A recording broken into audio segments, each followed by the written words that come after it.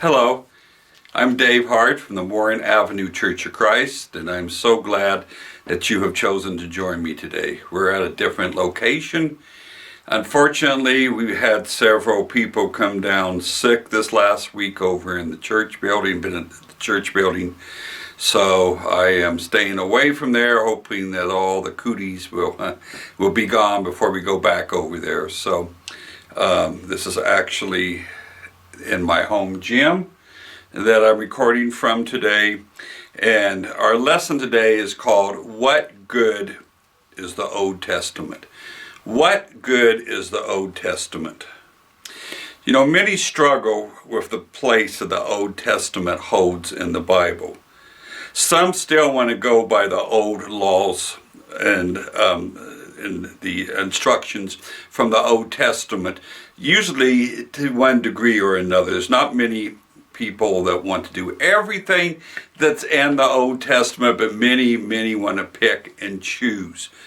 For instance, when it comes to the issue of instrumental music, one of the first things that people will bring up when we teach that there is no use of the instrument for worship in the New Testament is they'll bring up, well, David did it in the Old Testament. Or, you know, they used it in the Old Testament, which was true. But they did a lot of things in the Old Testament that we can be very glad and happy that we don't have to do today, such as animal sacrifice and all kinds of various things like that, which we wouldn't want to have to do today. But because they want the instrument, they want to bring that part in, but you can't really do that. If you're going to bring one thing in, you got to bring it all in. You can't just pick and choose, and the fact that the Lord nailed the old law to the cross, which we'll talk about as we go along through here today, that fact means that we can't use their worship practices or even the morality, the morality that they had then, unless it was brought forward into the New Testament. There's others who want to kind of just forget about the Old Testament. You know, that's the Old Testament. That was the old law, and we're not under the old law. And some people don't like the Old Testament because of some of the violence and the various things that happened there. They would almost just like to forget it altogether and not have it anything to do with it at all. And that is also wrong. We're going to see that even though we're not under the Old Testament, we're not under the old laws, there's a lot there that we still can use that is important to us, that is absolutely vital to us, and we certainly don't want to ignore it or have nothing to do with it. There are even some out there who think that it isn't even the same God, because they think that the God of the Old Testament was so different than the God of the New Testament, which there again we'll talk about a little more as we go along, but that's not true at all either. In churches of Christ, some accuse us of not believing in it or seeing the Old Testament as important. They seem to think that we don't put any value on it, that we don't see any importance in it. And there again, that is something that's very false. That is something that's very false. There may be some in the church that don't use it as much as we necessarily should. But the fact is, the Old Testament, those in the Church of Christ very much believe in the Old Testament, use the Old Testament and see it as vital for a Christian to fully understand the Scriptures. We are New Testament Christians, so I want to emphasize that as we get started here. And Jesus did nail the old law to the cross, including the Ten Commandments.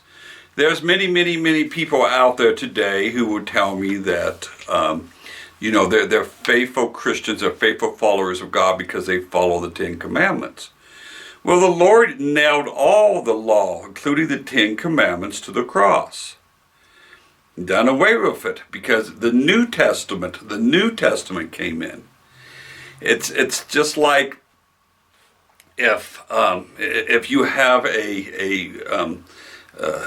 if you're alive today, there's certain things that you control, and there's certain things that you have it the way that you want it. But when you die, if you have a will, which would be a New Testament after your death, to you, things would be done differently according to what's laid out in that testament. It wouldn't matter what you did before. Just like right now, I own some property. But when I die, it goes to my son. I will no longer own it. I will no longer have anything to do with it. That will be done, and the ownership will belong to my son. So that's what happened from the old law to the new law, from the Old Testament to the New Testament. And only the laws that were brought through, like for instance going back to the Ten Commandments, we know 9 of those laws were brought into the New Testament. So they're still valid, not because of them being in the Ten Commandments, but because they were brought forward into the new law. The one that isn't is to keep the Sabbath holy. So I have people that tell me that they are following God and they're okay with God because they follow the Ten Commandments. But when I bring up the Sabbath, most of them don't even understand what that means and what that entails. And I can guarantee you that very few, if any, who say they're following the Ten Commandments are following keeping the Sabbath holy. Because most have no idea what all that entails. So, that being said, what good then, as the title of the sermon is, what good is the Old Testament? What good is the Old Testament? Well, the answer is very, very, very much. The Old Testament is so full of so many important things and stories and principles and guidelines and information that's absolutely vital for the New Testament Christian to know and to understand. The Old Testament is an exciting book filled with stories of kings and queens and princesses and princes, war, deceit, wisdom, poems, and just plain stories of lives of everyday people as they relate to God, as they live their lives in accordance to God's will, or we see people living their lives not in accordance to God's will. I have always had a great interest in the Old Testament. And one of the churches I worked at one time, there was 3 of us ministers working there. It was a fairly large church. And I was always known as the Old Testament guy. When there was an Old Testament question in the church, most of the time they would give it to me because I had such a great interest and put a lot of time and study and effort into knowing the Old Testament, which of course the Old Testament is a lot bigger than the New Testament, and there's just so much wonderful information to know that it takes a lot of time, energy, and effort to truly know the Old Testament. So let's look at just some of the reasons. Not we're not going to have time to look at all the reasons by any means, but let's look at some of the reasons that the Old Testament is so important to us New Testament Christians. First, and one of the most important reasons, is that we would not be able to fully understand the New Testament without the Old Testament. We would not be able to fully understand what the New Testament was talking about or saying if it wasn't for the Old Testament. Much of the New Testament is direct quotes or references to Old Testament passages, people, or events. When the New Testament talks about Lot's wife, Jonah, Moses, David, or many other people or things or events, we would have no idea who or what the New Testament was talking about. What the people did that it was talking about, and what it was that the New Testament would want us to know about their lives and the events from the Old Testament. We didn't have the Old Testament. So there again, we would not be able to fully understand, and there's a lot of things we just wouldn't be able to understand at all if we did not know the Old Testament. The Lord wants us to know the Old Testament and the lessons it teaches us to properly apply them to the New Testament. So in order to apply them like the Bible wants us to do, we got to know what they're talking about in the Old Testament. It's written for our learning, for us to learn from the Old Testament. And there's so many, many important lessons that we must, as there again as New Testament Christians, that we must learn from the Old Testament. Romans 15 verse 4, it says, "For whatever things were written before were written for our learning." So we need to learn from these Old Testament books, that we, through the patience and comfort of the Scriptures, might have hope. The Old Testament is a story of hope, the great hope of the Savior coming, but we see the hope of God's people all throughout the Old Testament, and the great things that God brought to pass for those people who had that great hope in God. And that's a principle that's the very same for us today. Very same for us today. The hope that we put into God through the promises of the Scripture, we know will come true. They place their hope in God in the Scriptures, place their faith. You can see that all over the place throughout the Old Testament. The book of Psalms is a wonderful place to see that hope that David and other psalm writers put into the Lord. And then we can read through the book and see how God brought those great hopes that they had to pass. So, in order to understand the new, like we need to understand the Old Testament.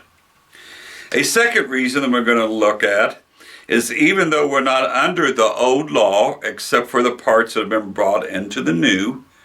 So remember, there's two different parts to the law. There's the ceremonial laws on how to worship God, and then there's the moral law. Now, there's parts of both those laws that were not brought into the New Testament, and there's parts that were.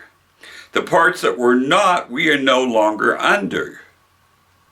But the parts that were, we are under still, if they were restated in the New Testament. So we're not under the old law except for the parts that have been brought into the new. But there are many, many, many, many principles in the Old Testament that is just as valid now as they were then. So what is the difference between a law and a principle? We have laws in the Bible, we have principles in the Bible, and both of them are important. Well, in general, a principle helps us to understand and obey a law or command better that God has laid out for us. In general, a principle helps us to understand and obey a law or command better. So, the Bible may give us a law not to steal, and then we may have many passages in the Bible that brings principles out about stealing being wrong, demonstrating what stealing is, that kind of thing. A principle also demonstrates ways we are to act and react to things as God's people. A principle also demonstrates ways we are to act and react to things as God's principles. As God's people, So we see somebody in the Old Testament that something happened to them, and we see how they react to that. We can see how somebody that has faith in God might react, or how somebody that doesn't have faith in God reacts. There are two different kinds of principles that I want to talk about that are important to us from the Old Testament. First is direct principles. Those principles that are just stated and laid out, and they have as much bearing on our Christian walk as it did with the Jewish people in their walk with God. In other words, what it says goes just as much today as it did in the Old Testament times. Let me give you an example. Proverbs 23:31. Proverbs 23:31. Do not look on the wine when it is red, when it sparkles in the cup, when it swirls around smoothly. So God was telling us, don't even look at wine. Don't have anything to do with wine. This is something that's evil. This is something that's going to cause problems. This is something that's ungodly. Don't even look at it. If you don't look at it, you're not going to drink it. So God doesn't want us to even look at wine, doesn't even want us to look at alcoholic beverages, let alone drink them. That's a principle. It's a direct principle from the Old Testament that would be just as valid today in the New Testament. In fact, the book of Proverbs is basically a book of biblical principles.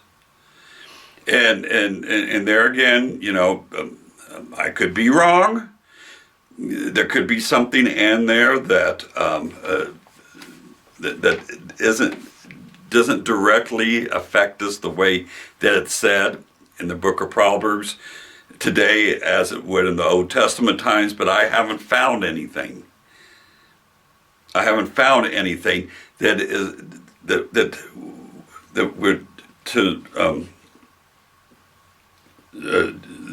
to do directly from the book of Proverbs, from the Old Testament to the New Testament. It is a book of principles, and those principles, as far as I can see, all throughout that book, would have a bearing on us in the Christian age, same bearing in the Christian age as it did in the Mosaic age. It is a book of principles.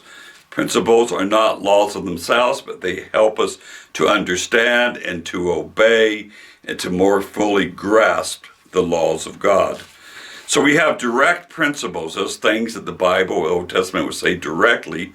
Many things, for instance, in the book of Psalms, many things in the Bible that would say directly that has just as much and just the same bearing on us in the Christian dispensation as it did in the Mosaic dispensation. Now, the second kind of principles that we get from the Old Testament is what I call indirect principles. Indirect principles. We're probably not going to have that exact same situation, and in that particular situation that happened may not even be able to happen in the New Testament times. But there's still indirect principles that we can get from that. We're going to look at 3 examples. I'm going to tell about a couple and then read out of the Bible another one. So one would be when they were transferring the Ark of the Covenant, and the cart got wobbly, and somebody put their hand out and touched the cart. Well, we don't have the Ark of the Covenant anymore. We're not transferring it or anything. Well, how would that principle bear out to us? Well, when the man reached out to stable it and he touched it, he died.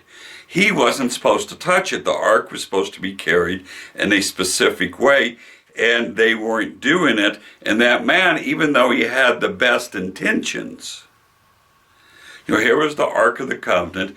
He didn't know any better. He was probably ignorant to this law. And it was a holy thing of God, and it was, possibly going to fall off the cart and maybe smash and get wrecked. So he thought he was doing the right thing. He thought he was doing the good thing, and he reached out to stable it. And of course, because God said that they weren't to touch it, he died because of that, even though he thought he was doing the right thing. Well, that principle indirectly has a direct bearing on us today, in the fact that we are to obey God and do things the way God tells us to do. We're not to go beyond it. We're not to think beyond it. We're not to think that we know better. And there again, I'll use the example once again that I used of musical instruments earlier. There's many people who want to justify the use of musical instruments and worship to God, saying, well, we sing bad and this help us to sing better. It will bring in more people. It will do this. It will do that. But unless God commands it, unless God asks for it, it is sin and it's doing wrong. Some people say, but God didn't say not to use musical instruments. Well, God didn't tell that man not to reach his hand out and stable the Ark of the Covenant, but he did say what they were supposed to do. And that was only certain priests were to carry the Ark of poles that were inserted through the Ark of the Covenant. He didn't have to tell all the things they didn't have to do.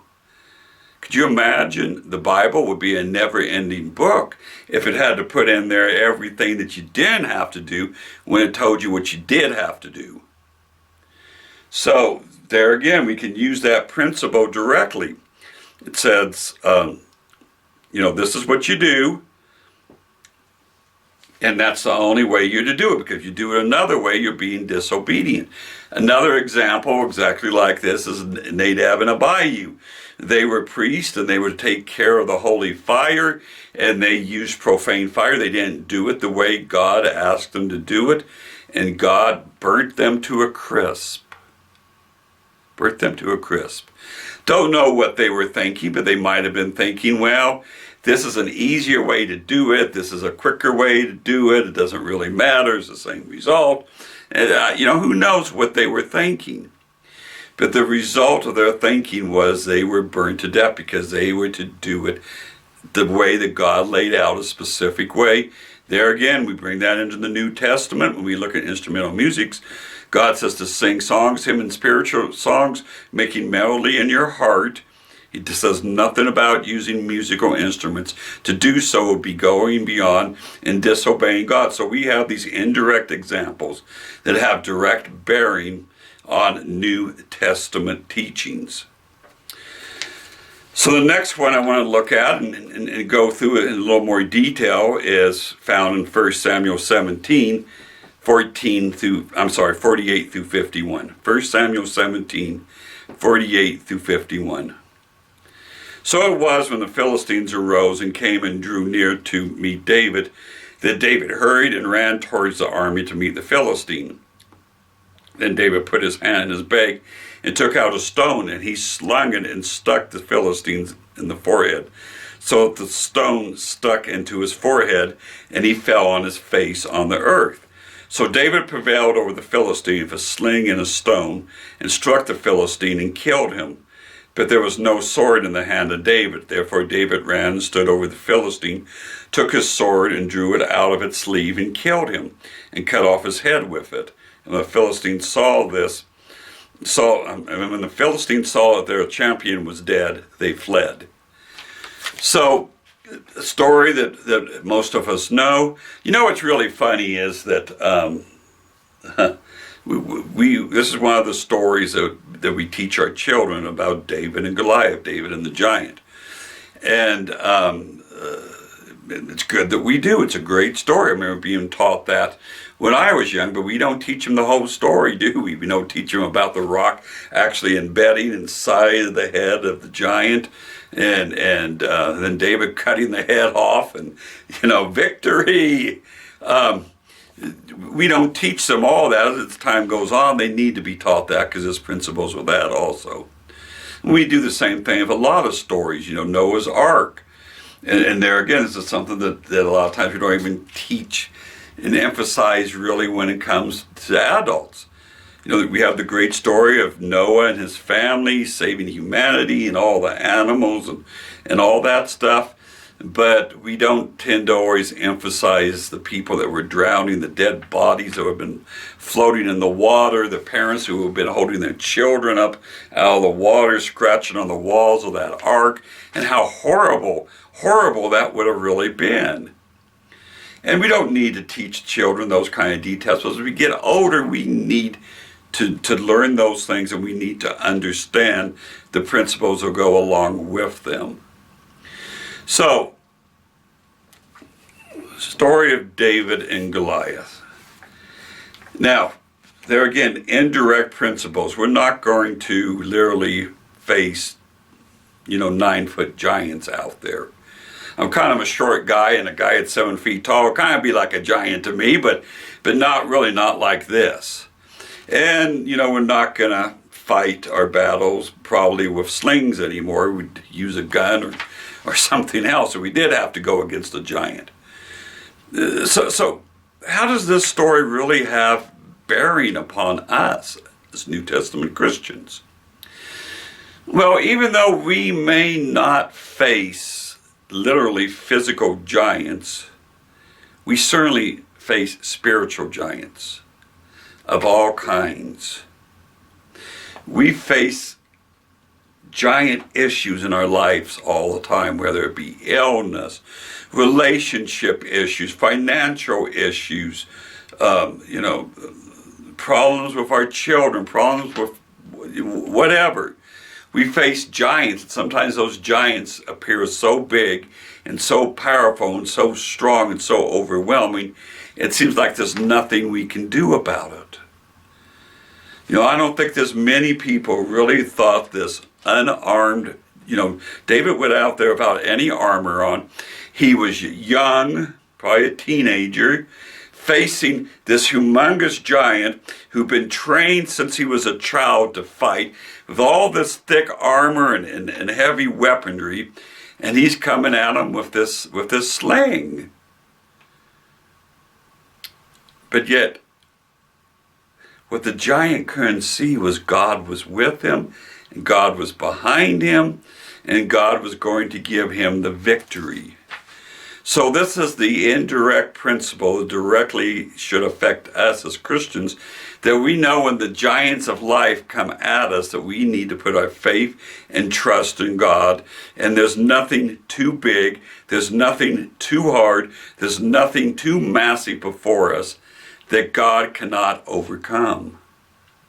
We also learned that David had to put his faith into action. There again, God just didn't go down there and slay that giant. He could have. And there's times in the Bible that God just does do things like that. But in far more times, God works through people of faith. We see the faith of David.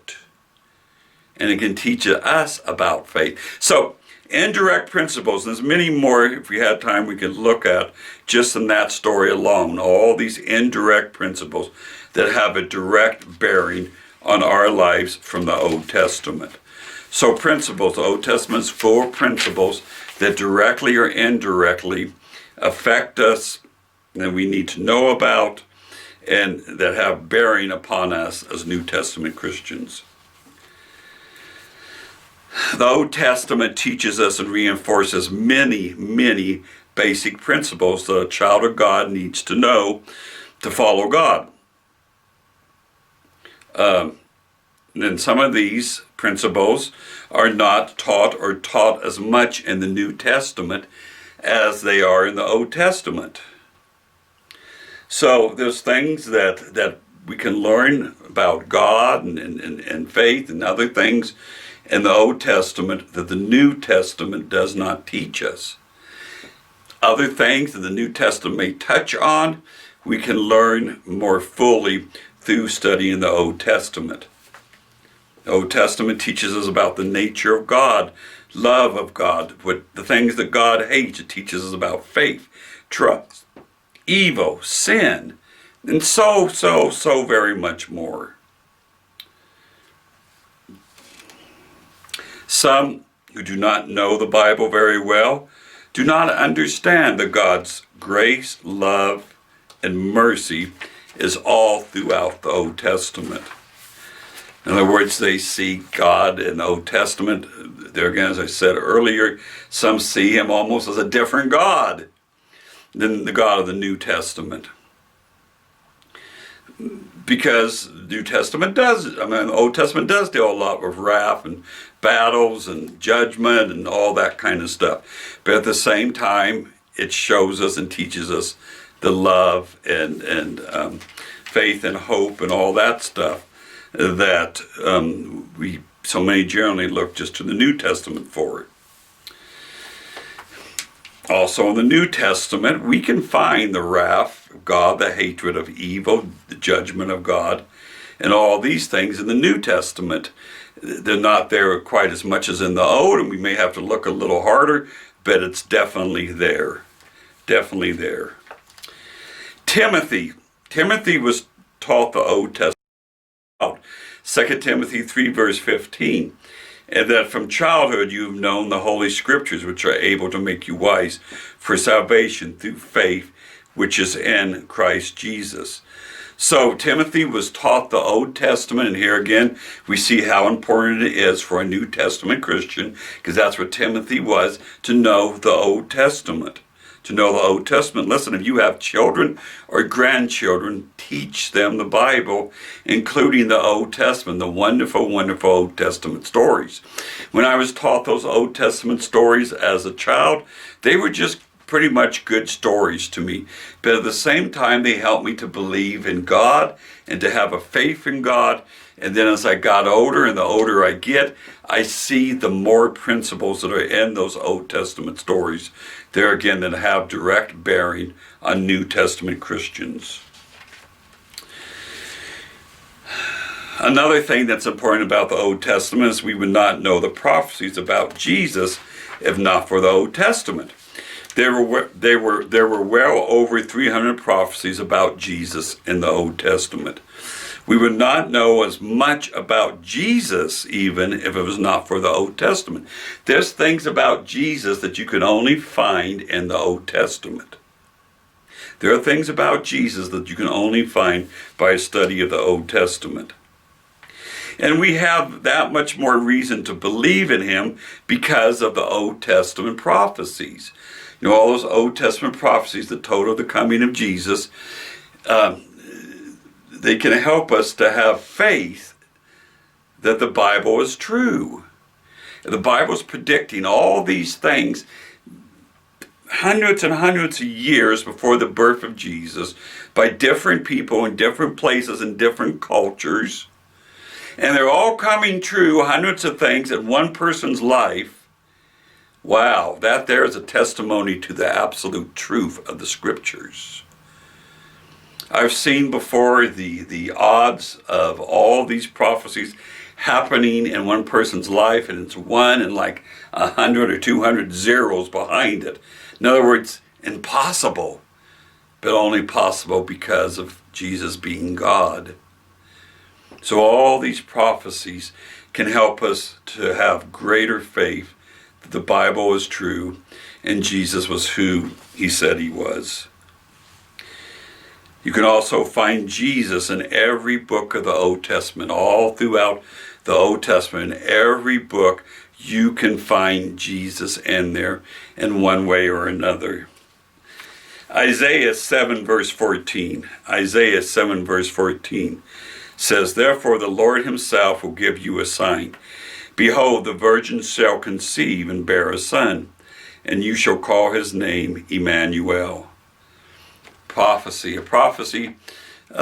We have Christmas coming up pretty soon, and many people around the world think about Jesus, the baby Jesus, at least at this time when they may never think of him any other time of the year. And we can see that this prophecy of Jesus being born by the Virgin was quoted in the Bible many hundreds of years before it ever came to pass.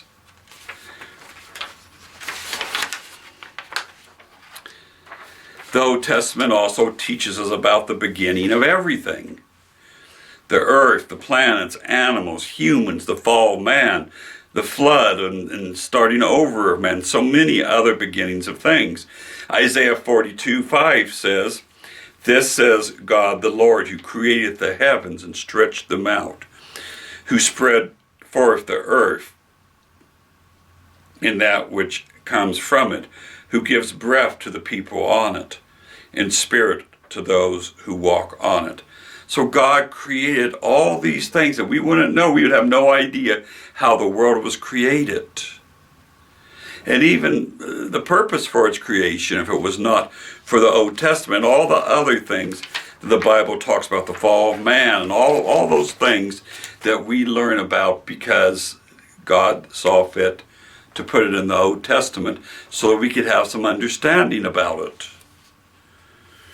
Much about history we cannot find any place else other than the Old Testament. Much about history we cannot find any place else but the Old Testament. We have secular history out there that tries to go back and piece together history and things. And, sometimes they're just guessing. Sometimes it changes. The things that might have been in my history book is going to be different in a history book today, and so on, as they discover new things. But the Bible tells us much about history that man would have never known about if it was not in scriptures. And many people have tried to prove the Bible wrong because they try to say that the history is wrong. The Bible talks about when Jonah went to Nineveh. And Nineveh was a great city, the great city. And within 100 years, even after Jonah went there, it was a huge city. But by the time of Alexander the Great, he marched right past it and didn't even know it was there. It was buried. And there were those who said the Bible's wrong because there's no city of Nineveh. Well, they eventually found the city of Nineveh, and there again it was huge and a quite advanced culture for its age, cruel culture. By the way, you can understand why Jonah didn't like Nineveh by going there and seeing that, the pictures of torture and things that were in Nineveh. They particularly like to skin their enemies. From what I understand, there's a lot of pictures there in Nineveh of people being skinned. But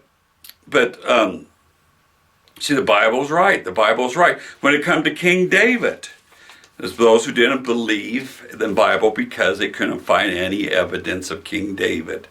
So if they can't find any evidence of it, the Bible's wrong. Well, they found evidence of it. They found, I believe it was a piece of pottery that talked about the enemy of the Philistines, David.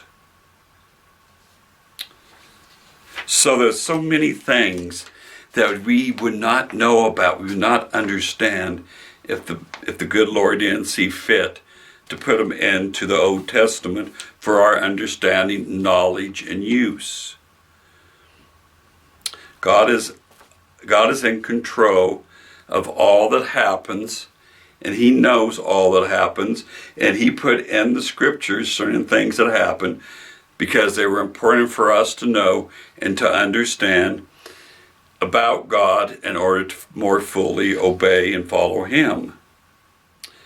And we can always trust the record that is in the Bible. It's always true, no matter what man says. And we could go on for a long time talking about things that man didn't believe that were in the Bible because of never finding any evidence of it. And then over time, finding the evidence. Then they got to start all over and try and look for something else.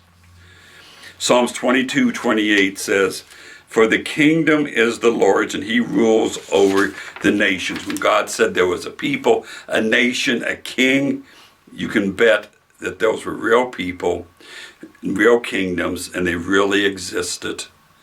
And we get to be smarter than these historians who don't believe in God, because we know these things are true, and they can say they're not all they want. We can just sit back and smile, because more than likely down the road someplace they're going to discover something that proves that it is true, which we already knew that it was. So what good is the Old Testament? What good is the Old Testament? Oh, it is the Bible. It is scriptures. It is the Word of God. It helps us to understand what God wants from us. It helps us to understand the New Testament. It helps us to be God's people.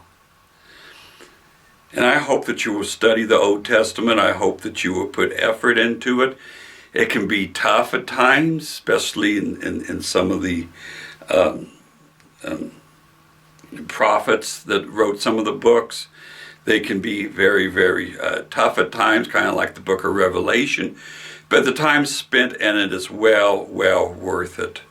You will grow as a Christian. You will grow closer to God and understand him even better. If you're using this video today as your worship service, please don't forget to do all the acts of worship, to sing and pray, take the Lord's Supper, and give your offering to God. I am so glad that you've joined me. If you found this video helpful, I'd ask you to pass it on to others and encourage them to watch it. If you are not a member of the Church of Christ, I hope you'll find a local Church of Christ in your area. Go visit them, call them, talk to them. I think you'll be very, very pleased. I hope that you have a wonderful week. God bless you.